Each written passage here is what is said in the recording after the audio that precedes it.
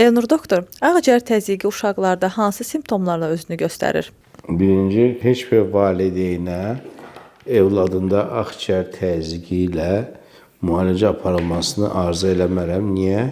Çünki yaxşı bir şey deyil. Özelliklə ürəkdə akciğer xəstəliyi varsa, bu artıq təzyiq və ürək qüsurun bir əlaməti də ola bilər. Bu da çox ciddi, uzun müddətli müalicə aparılmalıdır və bəzi zaman da nəticə də vermir. Çünki gecikmiş formatda müraciət edən pasientlər də olur. Ona görə də həyat sonlandırıla bilinir, təəssüflər olsun. Necə bir üzə verir? Təngi nəfəs, boğulma, yatamama, bir yastıq üzərində yata bilməmək, oturmaq halı ilə, qabırğalara nəfəs almaq, qarın boşluğu nəfəs almaq kimi ağır bir kliniki pozğunluqla özünü bir üzə verir. Və deyirəm ki, heç bir valideyn evində pulmoner hipertenziyalı müalicə alan bir uşaq görmək istəmirəm. Ancaq onun bəzi zamanlar xəstələr gecikmiş formatda həkimə müraciət edirlər və onun fəsadı olaraq bu baş verir və pulmoner hipertenziya dediyimiz akciğer təzyiq xəstəliyi iki tür olur.